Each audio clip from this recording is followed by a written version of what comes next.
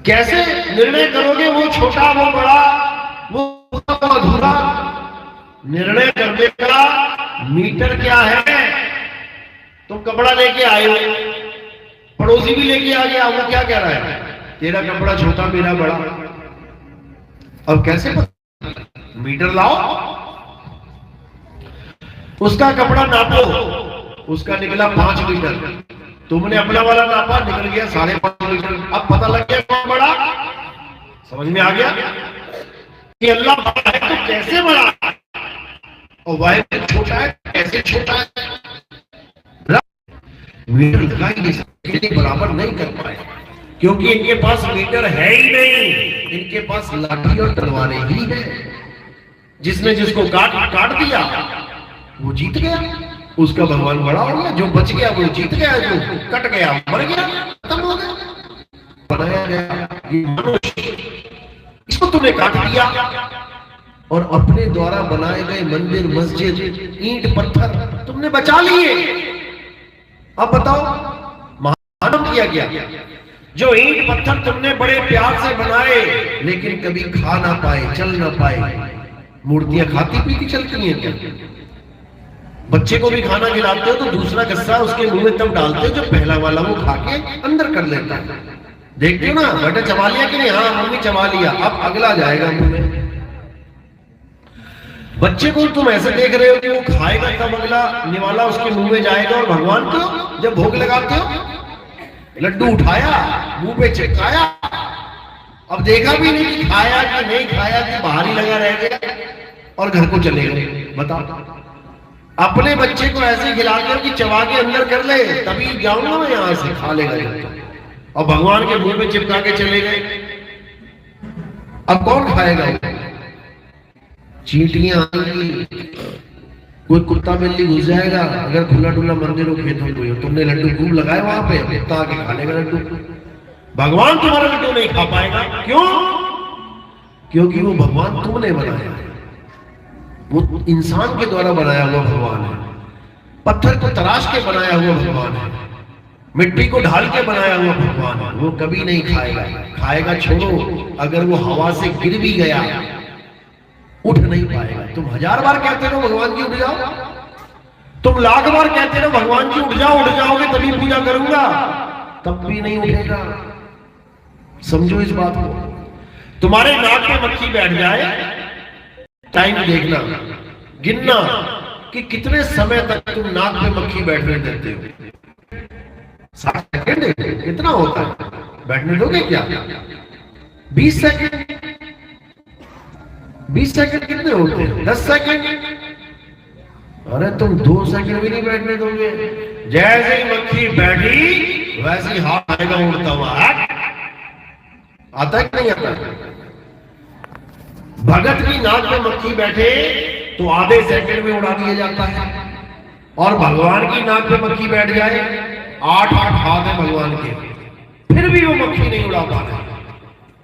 अब बताओ, जो मक्खी उड़ा रहा है वो श्रेष्ठ है, जिसके मुंह पे 10 मक्खियां बैठ रही हैं, उड़ा नहीं पा रहा है, वो श्रेष्ठ है। कौन श्रेष्ठ है भाई? फर्क क्यों है इतना कि भगत उड़ा रहा है मक्खी और भगवान नहीं उड़ा पा रहा? क्योंकि भगत को भगवान ने बनाया है, इसलिए वो उड़ा पा रहा है, और मंदिर में भगत ने भगवान को बनाया है, इसलिए उड़ा नहीं पा रहा है। मंदिर के भगवान को इंसान ने बनाया है, ऑर्डर पे बनाया है। तुम जाओ दो ऑर्डर शिल्पकार को, पत्थर को भगवान का रूप देने वाले को, भैया एक मूर्ति बनवानी है भगवान की। हाँ हाँ बन जाएगी बाबूजी। कैसी बनानी है? 6 फुट की बनानी है, बिल्कुल बन जाएगी। हाथ कितने रखने हैं? 4 हाथ नहीं, ऐसा करो 8 रख दो, हो जाएंगे। गले कितने रखने हैं? सिर कितने? सिर तो 2 रख दो बस, चलो 3 रख, चलो 4 रख दो। तुम डिमांड कर रहे हो और वो सप्लाई दे रहा है तुम्हें। तुम भगवान बनवा रहे हो और वो भगवान बना के पैसा लेके तुम्हें दे रहा है। तुम पैसा दे रहे हो और वो पैसे के बदले भगवान दे रहा है। यानी ऐसा भगवान जो इंसान ऑर्डर पे बनवाता है वो भगवान नहीं होता। मनुष्य को बर्बाद किया जा रहा है। पत्थरों के भगवान नहीं है। चोर आता है, अलमारी खोलता है, माल बटोरता है और ले जाता है, भगवान वहीं खड़ा हुआ है। एक बार भी ये नहीं कहता चोर से, भाई ये मेरे भगत का घर है, ये मेरे भगत का घर है, चोरी मत कर। एक बार भी नहीं बोलता। और कुत्ता पालो खतरनाक वाला और तुम्हारा पूरा वफादार है, तुम घर का दरवाजा भी खुला छोड़ जाओ, कुत्ता इतनी वफादारी। ये मंदिरों में भगवान होगा, मंदिरों में क्योंकि तुम अंदर हो। ताला लगाने का कोई खुलेगा दरवाजा, उसको ताला लगा है, यानी अंदर कोई नहीं है। एक भी गुरुद्वारा चले जाओ, कोई चोर चोरी ना कर जाए, गल्ला भी मंदिर में होता भाई, उन पैसों की चोरी ना हो जाए, इसलिए बाहर मोटा मजबूत ताला विद सीसीटीवी कैमरा लगा होता है। और जहां पर कांड हो जाए, चोरी हो जाए, भगवान की मूर्ति चोरी हो गई, गल्ला चोरी हो गया, सब कुछ चोरी हो गया, बताओ भगवान अपना ही घर की रक्षा नहीं कर पा रहा है, तुम्हारी रक्षा क्या करेगा? हम केवल भाव की वजह से, भाव कि नहीं नहीं ये तो भगवान है मान लिया मैंने, वो होए ना होए उससे कोई मतलब नहीं है, केवल भाव की वजह से मैंने भगवान बना दिया पत्थर का। नहीं तो कोई मुझे इतना प्रमाण दे दे, किसी भी ग्रंथ में लिखा दिखा दे कि राम जी पत्थर के थे, कृष्ण जी पत्थर के थे, हनुमान जी पत्थर के थे, सीता माता पत्थर की थी, पत्थर की कौन थी? एक औरत हुई है पत्थर की, श्राप लग गया था उसको, क्या नाम था उसका? अहिल्या। अगर कोई अहिल्या की फोटो पत्थर की बना के, मूर्ति बना के पूजे, तब तो मुझे समझ में आता है कि ये बात बिल्कुल सही है कि अहिल्या पत्थर की थी, श्राप लग गया था इसलिए। लेकिन जब भगवान राम आए और उन्होंने उस पत्थर को पैर से छुआ, तो वो पत्थर से क्या गई? एक औरत बन गई। यानी भगवान वो होता है जो पत्थर से इंसान बना दे, और इंसान वो होता है जो भगवान को ही पत्थर बना दे। ये इंसान भगवान से भी महान है। भगवान पत्थर से इंसान बना रहा है और इंसान भगवान को ही पत्थर बना रहा है। सोचो कितना महान है ये इंसान। और पत्थर से भी कहां इसका पेट भर रहा है? पत्थर तो गरीबों के लिए है। तुम्हें क्या लगता है अमीर लोग ये पत्थरों को भगवान मानते हैं? बिल्कुल नहीं। उनके घरों में जाके देखो, पीतल का लड्डू गोपाल, पत्थर का नहीं, पीतल का। और थोड़ा अमीर हो गया, चांदी का लड्डू गोपाल, पीतल का, अष्टधातु का। सोना है जिसमें वो उतना अमीर है, लगना चाहिए था। चाहे कोई ईसाई देश विकास करता है जब उसके लोग विकास करते हैं। जब हिंदू भी तरक्की कर रहा है, मुसलमान भी तरक्की कर रहा है, और विकास कैसे करेगा? जब हमारे कैसे होगा वो हमने कहा किया, मंदिरों में 50 किलो की सोने की मूर्ति बना के लगा दी गांव के बीच में, शहर के बीच में। क्योंकि चींटियां आ गई, तुम्हें मंदिरों में सोने की, सोमनाथ का मंदिर, जड़ी हुई मूर्तियां, सोने की मूर्तियां, जितने भी सजावट सोने की मंदिर में 17 वही पत्थर की मूर्ति आ जाओ, कौन लूटेगा उसे? कोई नहीं आएगा लूटने। तुमने नदी किनारे पत्थर एक भगवान बना के लिया मंदिर में, इस प्रति बताओ कौन सा मोहम्मद गोली आ रहा है लूटने उसे? ये बीचों बीच 50 किलो सोना पड़ा हुआ है। कितने बड़े मूर्ख हैं ये लोग। गरीबी की मार झेलते थे भारतवासी। 50 साल पुरानी फोटो देख लेना भारत, 100 साल पुरानी फोटो देख लेना भारत। पैरों में चप्पल नहीं थी, पहनने को कपड़े नहीं होते थे। ये तो 2-4 मिनिस्टर थे अंग्रेजों के पिट्ठू, जिनको बढ़िया कारें भी मिल जाती थी घूमने के लिए। नहीं तो गरीबी से जूझ, कोई प्रतिमा नहीं है, अल्लाह का कोई चित्र नहीं है। ये काफिरों के हैं, काफिरों के हैं। ये समझाया जाता है तो करने वाले शैतान के पुजारी हैं, काफिर हैं। आप बताओ क्या श्रद्धा रखेगा वो मंदिर में? उसको तो सब बेवकूफ नजर आ रहे हैं कि बताओ पूरा माल 50 करोड़ का माल तुमने बीच में एक आधा ताला लगा भी दिया तो क्या फर्क पड़ता है? तुमने ऐसी जगह रख दिया जहां कोई रात में आता भी नहीं है। बैंकों में देखो पैसा पड़ा होता है ना, बाहर सेफ्टी गार्ड, सिक्योरिटी गार्ड बंदूक लेके खड़ा है। कितना पैसा होगा बैंक में? छोटा सा भी बैंक देख लो जहां सिक्योरिटी गार्ड खड़ा, एटीएम के बाहर खड़ा हुआ है, कितना होगा? 2 लाख, 5 लाख, 10 लाख। और एक मंदिर में 50 करोड़ की मूर्ति, और एक भी बंदा सिक्योरिटी गार्ड नहीं लगा रखा। उस वक्त की बात होगी, 17 बार लूट लिया गया एक ही मंदिर को, हमारी मूर्खता के कारण। अगर वही मंदिर जो लूटे गए थे ना लूटे जाते, वो खजाना हमारे राजाओं के पास होता। राजाओं की मूर्खता थी ये सब। राजाओं को बेवकूफ बना बना के बड़े बड़े मंदिर बना लिया। तो मंदिर बनाओ यार, कौन मना कर रहा है? बने हुए मंदिर आज भी खड़े हैं, अच्छी बात है, बना दिया कुछ, लेकिन तुम बीच में मुद्रा को रख रहे हो भगवान बना के। तुम सोने को भगवान बना के रख रहे हो। तुम देश का खजाना तुम भगवान के नाम पे तुम खुले में रख दे रहे हो, तो तरक्की कैसे होगी? इन्हीं मूर्खताओं के कारण हमारी सोने की चिड़िया आज पीतल की भी चिड़िया नहीं है। भुखमरी पहले शहर बढ़े जा रहे हैं, बढ़ते जा रहे हैं, बढ़ते जा रहे हैं, और गरीब देखो गांव, ऐसे ऐसे गांव है जहां अभी तक बिजली नहीं पहुंची है। मैं जाता रहता हूं, पूरे भारत में भ्रमण करता हूं। बिहार में ऐसे ऐसे गांव है जहां अभी लाइट नहीं आई है। यूपी में ऐसे ऐसे गांव है जहां खंबा तो लग गया है, अभी तक तार ही नहीं लगी है। ऐसे ऐसे गांव है। तमिलनाडु में इतनी गरीबी है, बेंगलोर में आसपास गांव में इतनी गरीबी है, क्योंकि जो चीजें हमारी भलाई में लगनी चाहिए थी वो हम लुटवा रहे हैं। करे तो करे क्या? अब यूएनओ से कर्जा मांगते हैं। तुम्हें पता है कि इस देश में कितना कर्जा है? एक एक आदमी पे कितना कर्जा है तुम्हें ये भी नहीं पता। हर बच्चा जो पैदा होता है भारत में वो कम से कम 50,000 का कर्जदार है। ये देश गुलाम है हमारा। तुम्हें लग रहा है आजाद हो गया है?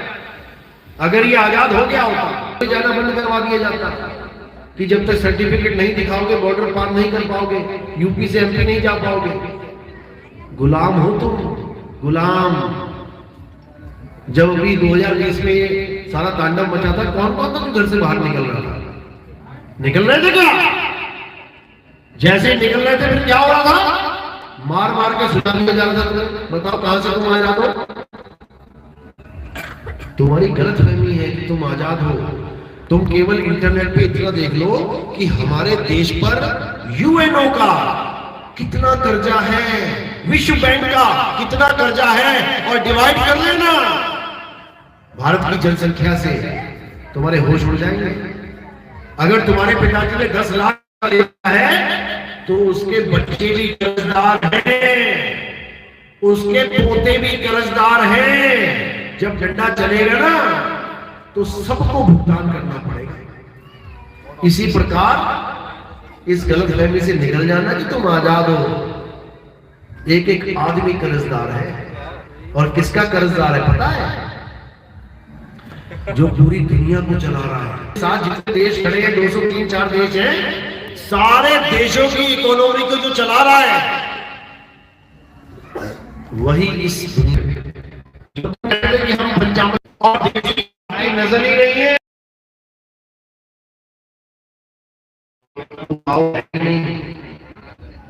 वो हमें बकरी की प्रजाति पकड़ा दी गई है, लेकिन हमें समझ में नहीं आ रहा। तुम्हारे घर से जो मेन चीजें थी वो गायब करवा दी गई। जब तुम दाल में नमक डालते थे, अचार में नमक डालते थे, कौन सा डालते थे? पुरानी बातें याद करो जरा। बताओ, जितने बैठे याद करो वो दिन। बाहर निकालता है, गंदगी निकलती है उससे बाहर। और हमें इसलिए क्या किया गया? टीवी चलते थे शुरू में, जब रामायण वाली बात चलती थी, तब एक औरत आती थी, टीवी में दिखाई देती थी, शायद देखा होगा, इंसान को घेंगा हो जाता है। और घेंगा केवल एक औरत को हुआ, उसी औरत को दिखा देके तुम्हारे दिमाग को कन्वर्ट कर दिया कि सेंधा नमक छोड़। और क्या था? समुद्री नमक, उसमें आयोडीन डाल के देंगे तुम्हें। अरे मूर्खों, आयोडीन की कमी है, नमक की कमी है? आयोडीन की कमी है, तुम हमें ऐसे पौधे बता दो जिसमें आयोडीन मिल जाए, उसको खा लेंगे। हमारा नमक बदलने की क्या जरूरत है? तुम्हें पता भी है क्यों बदला गया? किसी को कुछ पता ही नहीं है, बस खाते जा रहे हैं, खाते जा रहे हैं। जब अंग्रेजों को पता लगा कि अब क्रांतिकारियों ने हमारी नाक में दम कर दिया है, कि ये जीवन भर दवाइयां खाते रहे, और वो दवाइयों का मुनाफा कहां जाए? अंग्रेजों के पास। ये सब पेटेंट है दवाइयां जो तुम खा रहे हो। मुझे बीपी हो गया, अब क्या कर रहे हो? रोज गोली खा रहे हो, रोज गोली खा रहे हो, जबकि तुम्हें यही नहीं पता बीपी हो नहीं गया, बीपी तुम्हें करवा दिया गया है। कैसे? सेंधा नमक छुड़वा के और समुद्री नमक खिला के। जिस घर में समुद्री नमक खाया जा रहा है, वो ज्यादा से ज्यादा 30 साल 35 साल 100% बच्चे को, जवान को बीपी की प्रॉब्लम हो जाएगी, क्योंकि तुम्हें रोज 2-2 चुटकी 3-3 चुटकी वो दवाई पीस के दी जा रही है, जिससे बीपी बढ़ता है। और जब तुम बीपी बढ़ जाएगा, तुम्हारे डॉक्टर के पास जाओगे तो डॉक्टर क्या कहेगा? नमक छोड़ना पड़ेगा। अरे भाई, तू पहले बता देता नमक छोड़ना पड़ेगा। जब मैं बचपन में तेरे पास आता था, छोटे छोटे बच्चों को दवाई देता था डॉक्टर, तब क्यों नहीं बोला कि बेटा घर में से समुद्री नमक को हटा दो और सेंधा नमक ले आओ, ताकि तुम्हें कभी बीपी का रोग हो ही ना? क्यों नहीं दे रहे ज्ञान? जब बीपी हो गया, अब ज्ञानी बने पड़े, नमक छोड़ दो भाई। कैसे छोड़ दूं? मैंने खाना छोड़ दिया, मान लिया, मैंने घर में लाना छोड़ दिया, मान लिया। अब जितनी बार भी मैं नमकीन खाऊंगा, जो मेरे कोई रिश्तेदार आ गए, मेरे दोस्त आ गए, मैं नमकीन खाऊंगा, तो उस नमकीन में क्या है? नमक डाल के कोई नमकीन का सबसे बड़ा ऐसा पहलवान था, क्या नाम था उसका? कोई खबर नहीं है। दारा सिंह ने सबसे बड़े पहलवान को हराया था, उसका नाम था किंग कॉन्ग। उसको हराया था। कैसे हराया था पता है? इसी देसी गाय की वजह से। वो अंग्रेजी गाय का दूध नहीं पीता था, वो अंग्रेजी घी नहीं खाता था 600 रुपए किलो वाला। तुम सोच रहे हो 600 रुपए किलो का घी ले आया, हम बड़ा ताकतवर हो जाऊंगा। अरे दिल के रोगी हो जाओगे तुम।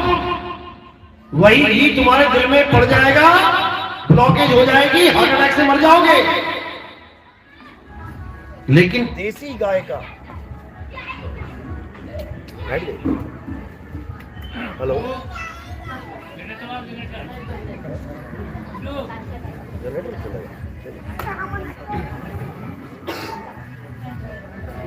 अतुल बाबू,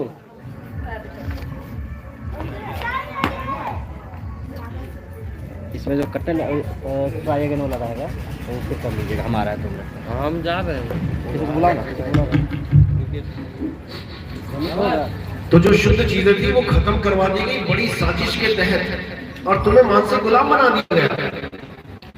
अब इस गुलामी को छोड़ दे और सत्य को जानना है।